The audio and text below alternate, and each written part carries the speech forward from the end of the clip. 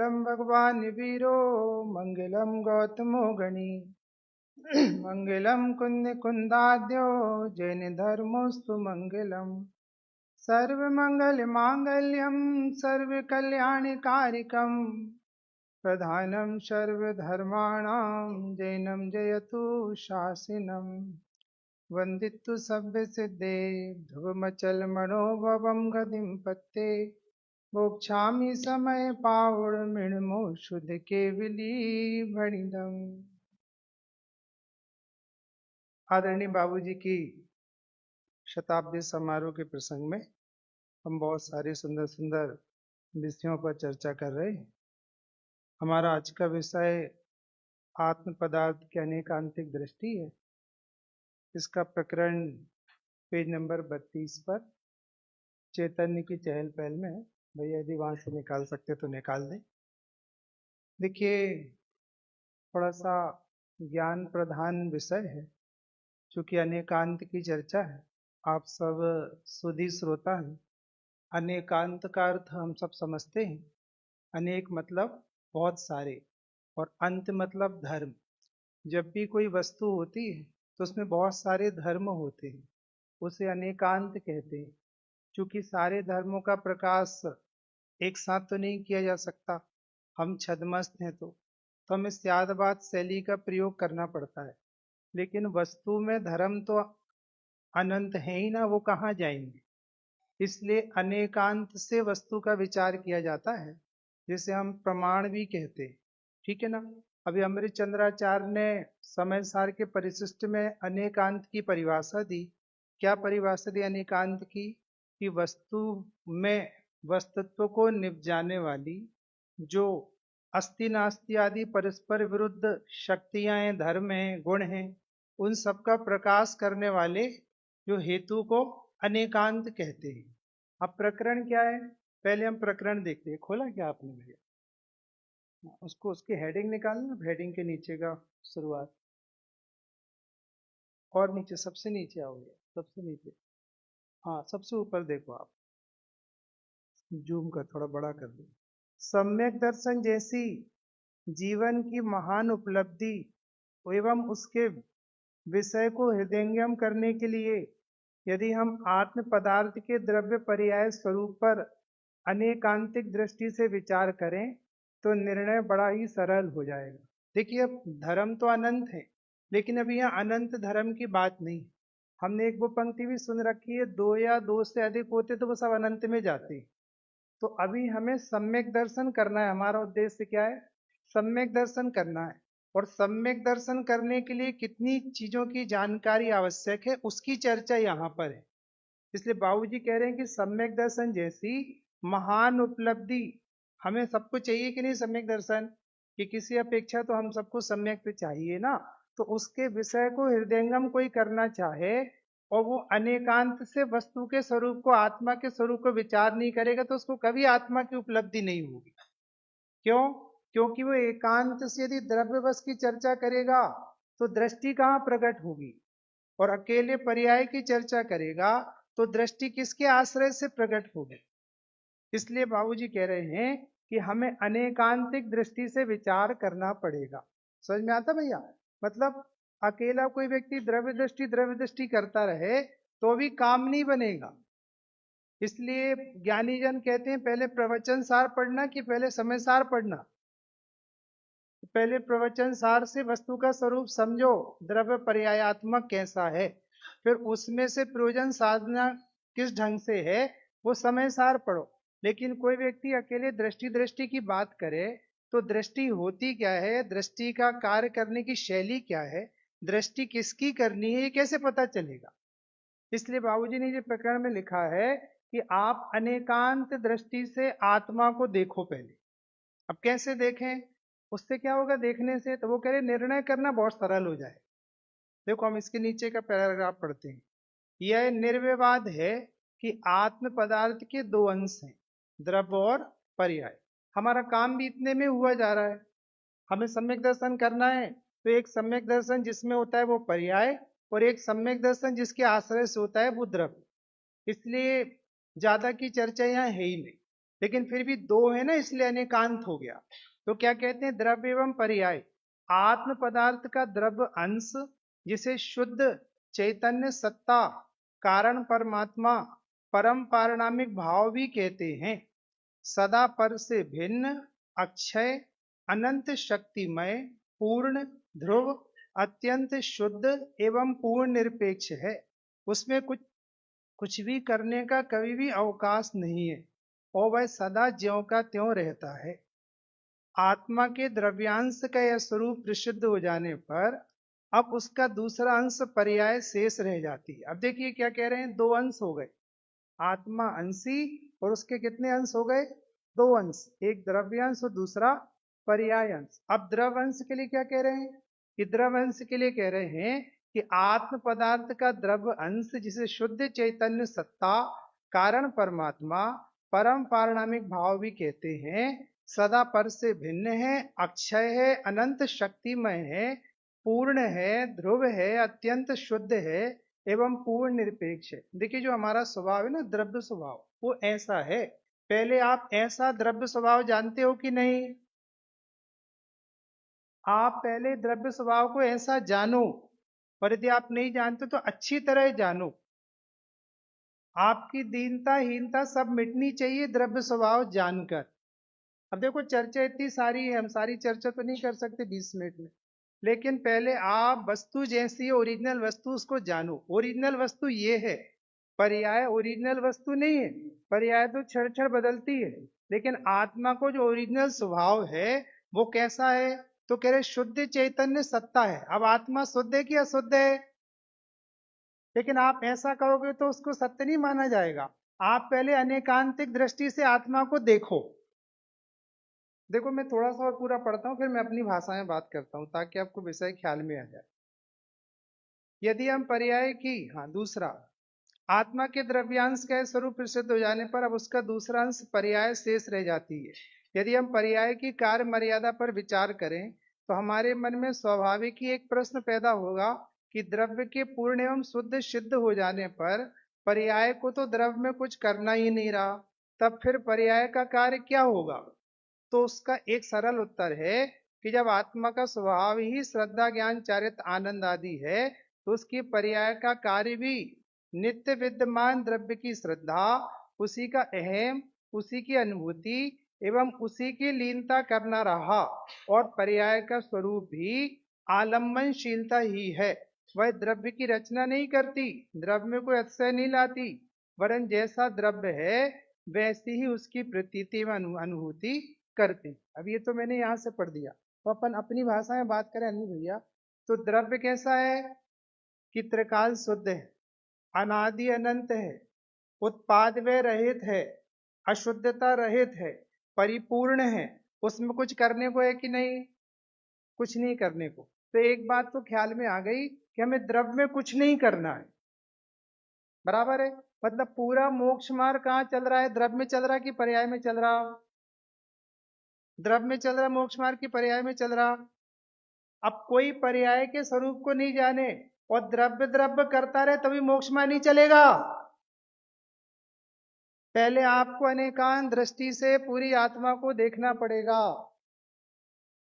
पुरुषार्थ पुरुषार्थ पुरुषार्थ कहाँ चलता है, द्रव्य में थोड़ी पुरुषार्थ है, द्रव्य तो पुरुषार्थ का पिंड है, उसमें तो वृत्ति ही नहीं है, उसमें तो उत्पाद व्यय ही नहीं है, उसमें तो सम्यक दर्शन होता ही नहीं है, उसको तो सम्यक दर्शन चाहिए ही नहीं है। फिर किसको चाहिए, कि जिस पर्याय में मिथ्यात्व है उस पर्याय में सम्यक तो चाहिए। लेकिन देखना, आप बाबूजी कह रहे हैं आप अनेकांत दृष्टि से बात करो, इसमें अनेकांत दृष्टि कह के एक बात बाबूजी ने बहुत अच्छी कर दी कि आप बाहर की कोई बात ही नहीं करो। ना वो यहाँ राग की बात कर रहे हैं, ना वो यहाँ पर की बात कर रहे हैं, ना वो यहाँ कर्म की बात कर रहे हैं, यहाँ तो सिर्फ द्रव्य और पर्याय को खड़ा कर रहे हैं। अब द्रव्य में कुछ करना है कि नहीं करना, कि नहीं करना, और पर्याय में कुछ करना है कि नहीं करना। तो वो कह रहे हैं पर्याय को द्रव्य में कुछ करने के लिए बचा ही नहीं है, क्योंकि द्रव्य तो ऑलरेडी पहले से ही परिपूर्ण है, शुद्ध है, पवित्र है। अरे आपके यहाँ पर धुला धुलाया कपड़ा कभी आप धोने के लिए डालते हो क्या साहब, कि धुला धुलाया कपड़ा धोने के लिए क्यों डालेंगे, वो तो धुला धुलाया है। कभी प्रेस करा कराया कपड़ा फिर से प्रेस कराते हो क्या? ऐसे ही त्रिकाली ध्रुव में तो करने के लिए कुछ है ही नहीं, तो फिर करने के लिए क्या है? करने के लिए क्या है भैया जी? इसलिए बाबूजी कह रहे हैं पर्याय को द्रव्य में कुछ करने के लिए है ही नहीं, क्योंकि द्रव्य तो ऑलरेडी पहले से ही परिपूर्ण है, शुद्ध है, निर्मल है, सिद्ध भगवान के समकक्ष है। कब? कोई माने या ना भी माने, परमात्मा पना कम ना होगा। जिसकी चर्चा ही है सुंदर, तो वो कितना सुंदर होगा। आपने कभी सोचे बाबूजी ने ये प्रकरण लिखा क्यों होगा? तो मालूम क्या कह रहे? कितना सरल है सम्यक दर्शन, कितना सरल है स्वानुभव। बाहर में कुछ करना नहीं है और अंदर में भी कुछ करना नहीं है, क्योंकि वस्तु को अनेकांश स्वरूप से विचार करो तो वस्तु कभी अपनी मर्यादा को छोड़ के बाहर कभी गई नहीं है। वस्तु द्रव्य पर्यायात्मक है। द्रव्य पक्ष को देखो तो उसमें कुछ करना नहीं है, वो तो पूरा सजा सजाए रखा है। जैसे हम किसी के यहाँ भोजन करने जावे ना, बाहर जाते हैं प्रवचन के लिए, पंडित साहब हमें आप हमारे घर भोजन करने आओ, तो हम सीधे भोजन करने, अशोक भैया आपके घर भोजन करने जावे तो हम सीधे थाली पर बैठे या हम आपकी किचन में जाके पहले आपका जो आटा बाटा है वो लगवाएं, साथ में रोटी वोटी बिलवाए, क्या करवाए? कि पंडित साहब आप तो शांति से बैठिए, सब तैयार है, आप तो सीधे रसास्वादन कीजिए। ऐसे ही द्रव्य कह रहा है कि हम पूरी तरह तैयार बैठे हैं। तुम तो अभी हाल हमारा आनंद उठाना चाहो तो अभी उठा लो, हमें कुछ नहीं करना है तुम्हें, पूरी तरह वस्तु तैयार है। तो फिर करना क्या है? ये भी बहुत प्रॉब्लम है, करना क्या है? अभी बाबूजी कल खड़े हुए थे, बोले अब 30-30 साल हो गए, 40-40 साल हो गए, अपन कुछ नहीं कर रहे। देखो मैं आपसे एक बात बोलूं, आप टोडर मजी साहब का 9वां अधिकार पढ़ना, पुरुषार्थ से मोक्ष प्राप्ति, उन्होंने मालूम उसमें क्या लिखा है कि जीव का पुरुषार्थ क्या है? आप सब स्वाध्यायी हो, क्या लिखा पंडित साहब? जीव का पुरुषार्थ क्या है? कि तत्व निर्णय करना ही एकमात्र पुरुषार्थ है। हाँ बाबूजी आपकी बात की हम अनुमोदना कर रहे हैं, उनका लेकिन आपको पता है जीव डायरेक्ट स्वानुभूति भी नहीं कर सकता। तो उसमें प्रदीप सर उसमें लिखा है अंकुर भैया कि ये तत्वाभ्यास करता है तो इसका मोह गलता है, और जिस समय दर्शन मुनि गल जाता है तो अनुभूति हो जाती है।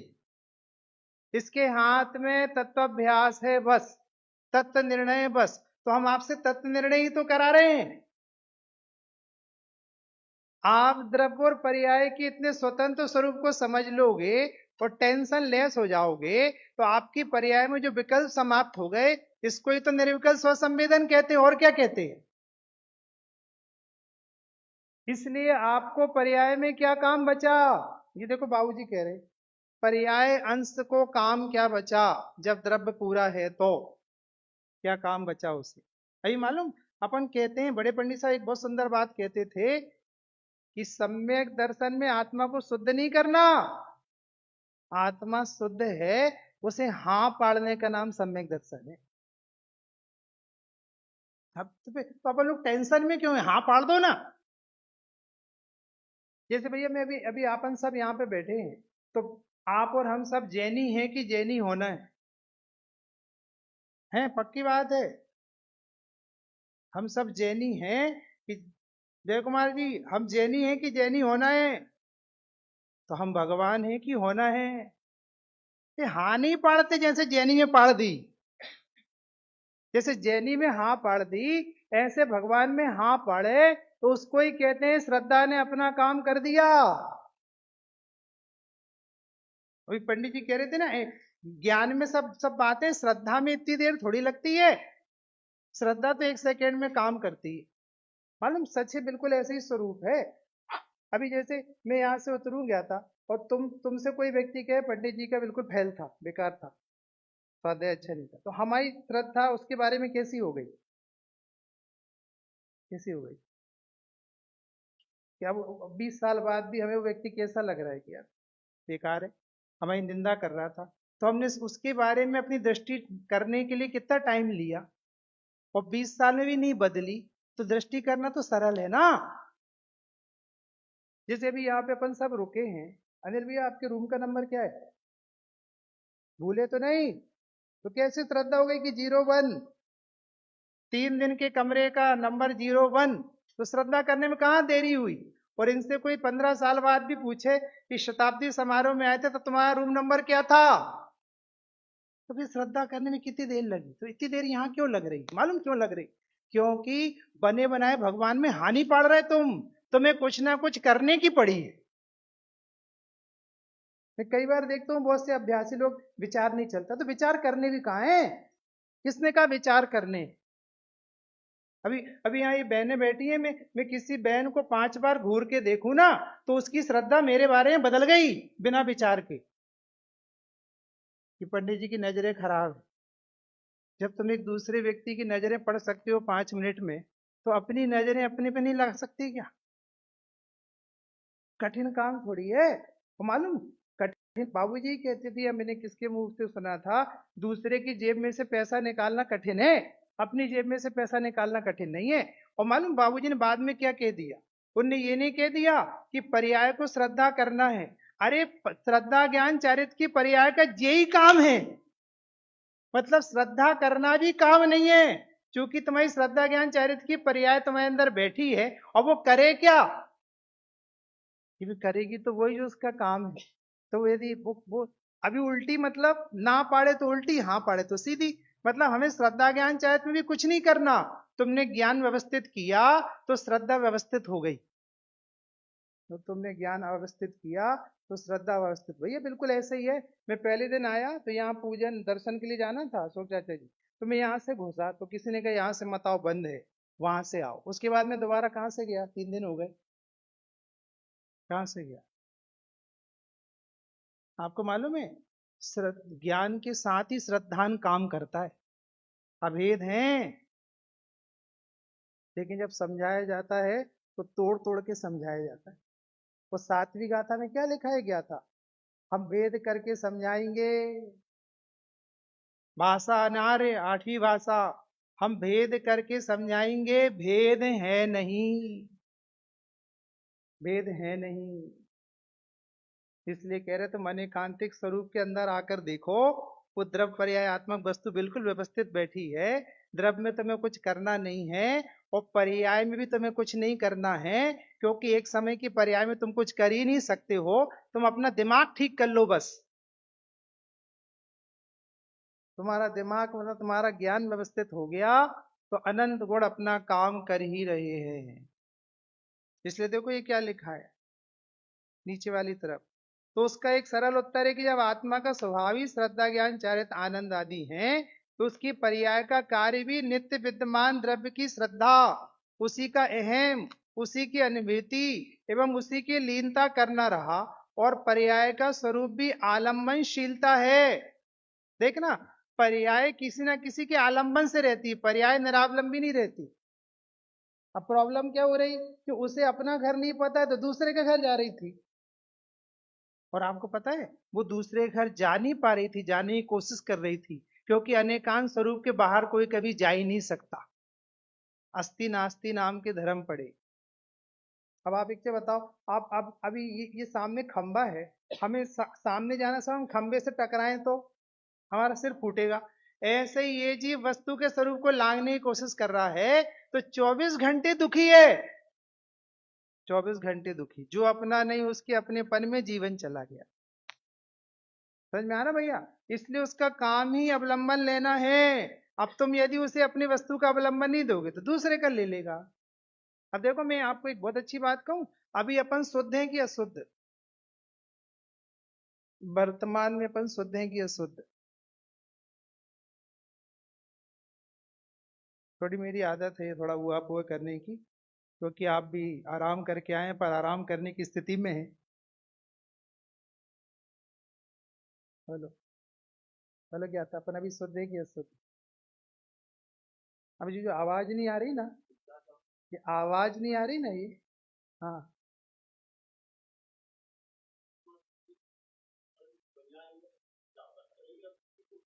हाँ, बराबर, बहुत बढ़िया, आपका उत्तर सही है। लेकिन ये अनेकांश से वस्तु को देखना है, प्रयोजन साधना नहीं है ये। ये अनेकांश से वस्तु को देखना है कि द्रव्य से शुद्ध है और पर्याय से अशुद्ध है। अब इतनी बात तो हो गई। अब तुम्हें प्रयोजन साधना है। अब प्रयोजन साधना के लिए हम शुद्ध हैं कि अशुद्ध हैं? हम पता सब उदास इसलिए बैठे क्योंकि हम शुद्ध नहीं मानते। आपको पता है विकल्प खड़े होने का अर्थ ही है काम बाकी दिखना। कोई व्यक्ति किसी का घर बन रहा हो और वो जब भी जाए और उसको विकल्प खड़े रहे, मतलब काम पूरा नहीं हुआ। यदि उसे पूरा काम दिखे तो विकल्प नहीं खड़े होने चाहिए ना। जब तुम्हें भगवान आत्मा पूरा दिखता हो तो फिर विकल्प नहीं खड़े होने चाहिए ना। दूसरी चीज देखना, अभी आपसे मैं फिर से प्रश्न पूछता हूं प्रयोजन साधने वाला, अभी हम शुद्ध हैं कि अशुद्ध हैं? 5-6 आदमी की आवाज आई है बस, बाकी सब अशुद्ध है। ये मालूम है क्यों? मैं आपसे कुछ नहीं कह रहा, आपका जिसमें अहम है ना वहां से उत्तर दे रहे हो। आपका जिसमें अहम है आप वहां से उत्तर दे रहे हो। जिनकी आवाज शुद्धता की नहीं निकल रही है वे हम वर्तमान में अशुद्ध हैं। वे पर्याय के अहम वाले व्यक्ति उछलता मेरा पौरुष आज वाली बात ही नहीं कर रहे। समझ में आया? इस पे मिथ्यात्व कहते हैं। हमने तुम्हें दो अच्छी चीजें दी तो तुमने उसमें अच्छी अच्छी, अभी पंडित साहब कह रहे थे कि अच्छे पहलू को उठाओ, वात्सल्य को देखो। अवात्सल्य को मत देखो। तो आप अच्छे पहलू को उठाओ ना, जिसमें कुछ नहीं करना, जो त्रिकाल शुद्ध है उसमें अपनापन रखो ना। हम सबको काम दिख रहा है मतलब हम पर्याय पर बैठे हैं। समझ में आया? अभी देखो मैं एक प्रश्न फिर पूछता हूं, हमें आत्मा का आश्रय लेना है कि नहीं?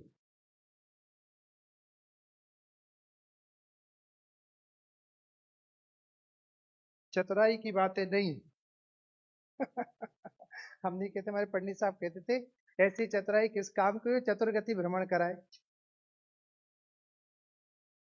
देखो मैं आप मेरा दिल रखने कुछ भी बोल दो, हम आपको इनाम देने कुछ भी बोल दें, इनाम तो उस चीज का नाम है कि हमें विकल्प न रहे। आप अभी आपने पढ़ा आलंबन लेना पर्याय का काम है कि द्रव्य का? तो तुम्हें द्रव्य का आलंबन लेना मतलब तुम पर्याय बन के बैठे हो। यदि तुम द्रव्य होते तो हमें अवलंबन नहीं लेना, हम तो अवलंबन बांटने वाले हैं। इसलिए वो कह रहे तुम अनेकांश स्वरूप से वस्तु का विचार करोगे तो मजा आ जाएगा तुम्हें। तुम अनेकांत से विचार नहीं, मालूम अनेकांत क्यों लिखा बाबूजी ने पता है? आप दोनों पहलू का विचार करोगे तो दोनों का स्वरूप ख्याल में आएगा तो आप निर्भर हो जाओगे। और एकांत रूप से रहोगे तो तुम्हें पर्याय का भी यथार्थ स्वरूप नहीं पता। इसलिए तुम पर्याय बन के आलंबन लेने की कोशिश क्यों कर रहे हो? तुम तो वह द्रव्य हो जिसको तीन काल में कभी किसी का आलंबन ही नहीं लेना। अब देखना दो चीज और चीज, एक पहलू में कमी है एक पहलू में परिपूर्णता है। हम आनंद मनाएं कि दुखी हो? आनंद भयो, आनंद भयो। अब बताओ हम क्या करें, आनंद मनाएं कि दुखी हो?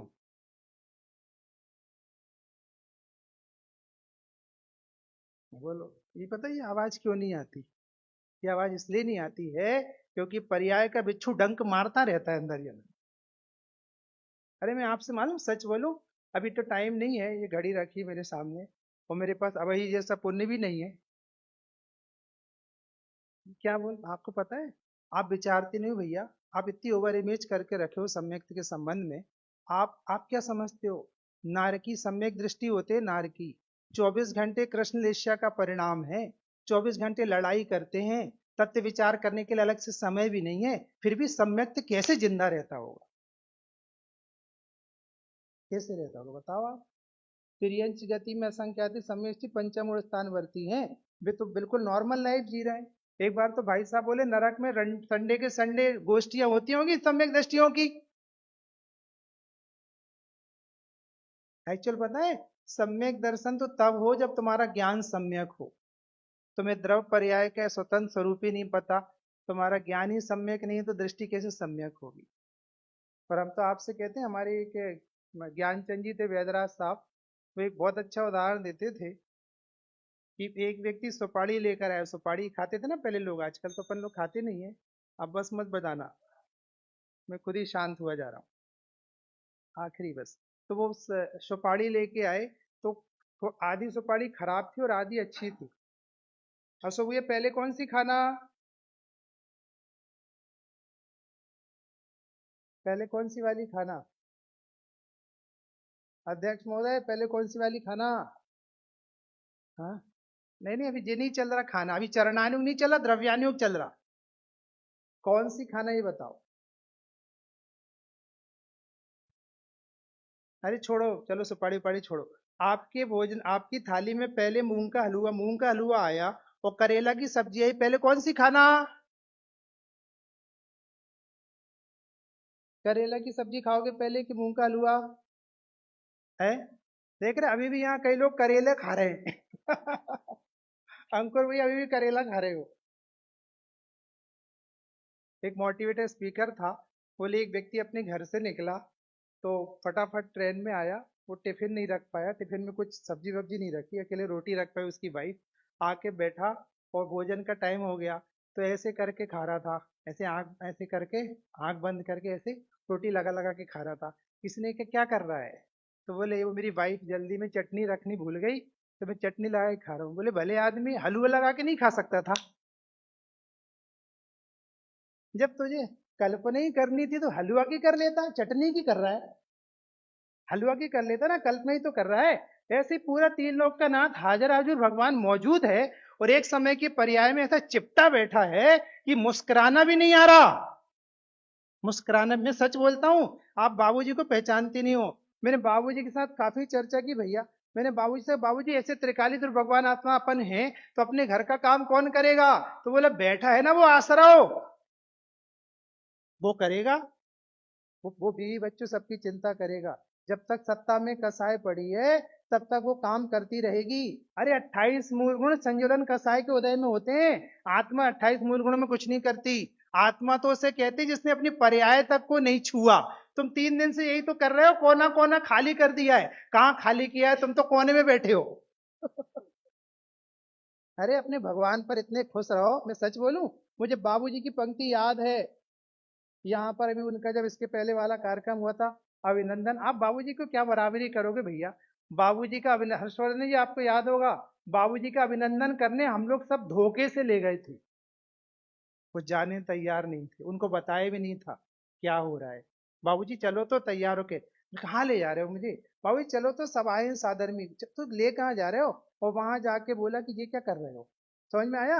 मैं आपसे एक बात बोलूं, जिसको ज्ञायक का अभिनंदन होता है ना, वो पर्याय का अभिनंदन कराने के लिए परेशान नहीं होता। उसकी पर्याय का अभिनंदन तो 100 इंद्र करते हैं। तो मैं क्या लास्ट बात बोल रहा था बाबूजी की? लास्ट बात कोई बोल रहा था, भूल गया। लास्ट हो गया। हाँ, तो आप समझ में आया? मतलब अपने बाबूजी के मुख से जो बातें सुनी है ना भैया, कि वो पर्याय, हाँ वो याद आ गई। उन्होंने 72 नंबर, वो 272 कितने नंबर कलश लिया था, तब उन्हें मालूम क्या बोला था? एक बार पर्याय को उठा के आलोकाकाश में क्यों नहीं फेंक देता?